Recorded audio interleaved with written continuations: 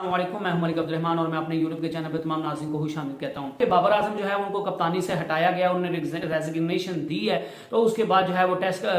Team का कप्तान शान मसूद को बना दिया गया और T20 का कप्तान शाहीन अफरीदी को बना दिया गया है। तो शाहीन अफरीदी जबकि कप्तान बने तो उस वक्त का जो है ये खबरें गर्दिश में आ गई हैं, क्योंकि मोहम्मद हफीज जो है वो जदीद क्रिकेट जो है वो खिलाड़ियों को खिलवाना चाहते हैं। वहाब रियाज भी जो है वो मॉडर्न डे क्रिकेट के हक में है, शाहीन शाह अफरीदी जो है वो मॉडर्न डे के क्रिकेट के हक में है। और इस चीज को, इन सारी चीजों को लेकर जो है वो जो दो खिलाड़ी पाकिस्तान टीम के या मोहम्मद हफीज, वहाब रियाज और शाहीन शाह अफरीदी के रेडार में आ रहे थे कि जो खिलाड़ी पाकिस्तान की टीम में फिट नहीं आ रहे वो हैं बाबर आजम और मोहम्मद रिजवान। गो के बाबर आजम और मोहम्मद रिजवान ने पाकिस्तान के लिए एज ए ओपनर T20 में बहुत से जो है वो रन बनाए, बड़े बड़े रिकॉर्ड बनाए। इंडिया से जो है वो 10 विकेट से पाकिस्तान ने जीत हासिल की है, लेकिन फिर भी जो है वो वहाब रियाज, मोहम्मद हफीज और शाहीन शाह अफरीदी इस चीज के हक में थे कि बाबर आजम और मोहम्मद रिजवान को जो है वो ओपनिंग पेयर के तौर पर इस्तेमाल ना किया जाए, क्योंकि ये जो पावर प्ले के ओवर्स होते हैं उनको सही से यूटिलाइज नहीं कर पाते। और यही वजह कि पाकिस्तान ना तो अच्छा टोटल देने में जो है वो किसी दूसरी टीम को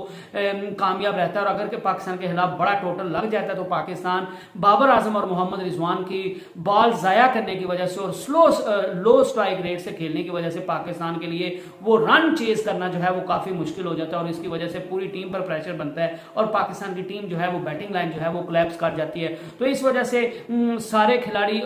शाहीन शाह अफरीदी, वहाब रियाज और मोहम्मद हफीज जो है उनने बाबर आजम और मोहम्मद रिजवान की खिदमात को जरूर सराहा, लेकिन वो ये सोच रहे हैं कि मोहम्मद रिजवान और बाबर आजम को ओपनिंग से हटा दिया जाए और ओपनिंग पे जो है वो साइम अयूब जैसे नाम जो है वो सामने आ रहा था कि उनको आजमाया जाए, और फहर जमान को जो है वो आजमाया जाए। अब शर्जील खान जो नेशनल T20 कप में बड़ी जो है वो मारदार दिखा रहे हैं, छक्कों की बरसात कर रहे हैं, उनका नाम भी जो है वो एज ए ओपनर आ रहा है। तो वहाब रियाज और मोहम्मद हफीज ने जो है वो शाहीन शाह अफरीदी से यही बात की थी कि मोहम्मद रिजवान और बाबर आजम को T20 सीरीज के लिए जो पाकिस्तान ने न्यूजीलैंड के लिए खेलनी है उससे ड्रॉप कर देते हैं, उससे उनको रेस्ट दे देते हैं और उनकी जगह पर नए खिलाड़ियों को जो है वो पाकिस्तान की टीम में शामिल करते हैं, ताकि पाकिस्तान का पूरा प्लेयर जो है वो T20 के लिए वो बहुत बढ़ सके। लेकिन शाहीन शाह अफरीदी को जब मोहम्मद रिजवान और बाबर आजम से बात हुई तो उन्होंने कहा कि हम रेस्ट नहीं करेंगे, ना ही हम बाहर बैठेंगे, अगर आपने ड्रॉप करना तो हमें सीधी तरह ड्रॉप कर दें। तो उसके बाद शाहीन शाह अफरीदी ने इसी चीज में आफियत समझी और उन्होंने वहाब रियाज को भी यही बताया कि आप उनको ड्रॉप ना कीजिए, आप उनको टीम में रखिए, लेकिन हम जो है वो उनको रोटेशन पॉलिसी के तहत जो है वो बाबर आजम को भी खिलाते रहेंगे, मोहम्मद रिजवान को भी खिलाते रहेंगे और नए खिलाड़ियों को भी जो है वो मौका देते रहेंगे। और तो पाकिस्तान को अपने परफेक्ट कॉम्बिनेशन का इस तरह पता चल जाएगा, बजाय इसके कि हम बाबर आजम को नाराज करें, बजाय इसके कि मोहम्मद रिजवान को नाराज करें। तो बेहतर यही है कि हम शर्जील खान को भी खिलाते हैं, बेहतर यही है कि हम जो है वो साइम अयूब को भी खिलाते हैं, बेहतर यही है कि हम फहर जमान को भी ऊपर खिलाते हैं, लेकिन हम इन सब को जो है वो रोटेशन पॉलिसी के तहत खिलाएंगे। बाबर आजम और मोहम्मद रिजवान को जो है वो बाहर करके नहीं खिलाएंगे। तो अब जो है वो मोहम्मद हफीज जी भी इस चीज के हक में है कि बाबर आजम और मोहम्मद रिजवान को जो है वो ओपनिंग में हटाना चाहिए। उनका भी यही ख्याल है कि बाबर आजम के गो के बड़े रिकॉर्ड अच्छे हैं, मोहम्मद रिजवान को एज ए ओपनर, और उन्होंने पाकिस्तान को बड़े मैचेस जितवाए हैं, लेकिन उनका भी मानना यह है कि अब क्रिकेट में जो है वो काफी बदलाव आ गया है और पावर प्ले को जो टीम सही से, वो चाहे बॉलिंग में हो चाहे बैटिंग में हो, जो टीम पावर प्ले को सही से यूटिलाइज कर लेती है वो टीम के जीतने के चांसेस जो है वो बढ़ जाते हैं। तो पाकिस्तान जो है वो बाबर आजम और मोहम्मद रिजवान के साथ जो है एज ए ओपनर नहीं जा सकता, आपको एज ए ओपनर जो है वो ओपनिंग पेयर चेंज करना पड़ेगा और आपको ऐसे खिलाड़ियों को लाना चाहिए। और उन्हें सीधा सीधा नाम लिया साइम अयूब का कि साइम अयूब के शक्ल में हमारे पास एक यंग स्टार है जो पाकिस्तान की जो है वो तकदीर को बदल सकता है, और पावर प्ले को जो है वो फहर जमान और साइम अयूब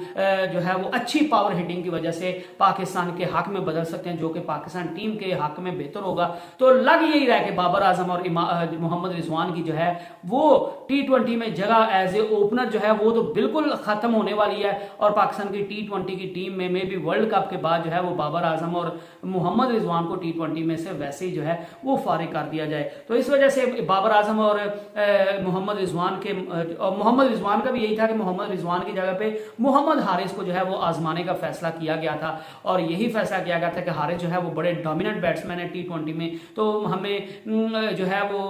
मोहम्मद रिजवान की जगह पे मोहम्मद हारिस को भी जो है वो शामिल करना चाहिए, उनको भी देखना चाहिए, क्योंकि उन्हें PSL में भी दमक दिखाई है, पिछले T20 में भी जो है वो उन्हें अपनी झलक दिखाई है। वो एक बड़े डोमिनेंट बैट्समैन है और जिस दिन वो खड़े हो जाते हैं तो वो बड़ी पावर हिटिंग करते हैं, जो कि पाकिस्तान के लिए बड़ी सूदमंद होती है। और पाकिस्तान को ऐसे ही प्लेयर चाहिए, क्योंकि T20 है वो इंजॉय करने वाली जो है वो गेम है, उसमें आपको मारदार वाले प्लेयर चाहिए। और मारदार की अगर बात की जाए तो शायद बाबर आजम और मोहम्मद रिजवान जो है वो उस तरह की मारदार नहीं कर सकते जिस तरह की शर्जील खान कर सकते हैं, जिस तरह की साइम अयूब कर सकते हैं, जिस तरह की मोहम्मद हारिस कर सकते हैं। तो इस वजह से बाबर आजम और मोहम्मद रिजवान के बारे में जो है वो T20 के लिए अच्छी खबरें जो है वो सामने नहीं आ रही। आपके ख्याल में जो है वो आप क्या समझते हैं कि बाबर आजम और मोहम्मद रिजवान को पाकिस्तान टीम में रहना चाहिए, T20 की टीम में पर्टिकुलर, या नहीं? आप मुझे अपने कमेंट्स में बता सकते हैं। I hope you enjoyed the video. Next video तक अल्लाह हाफिज।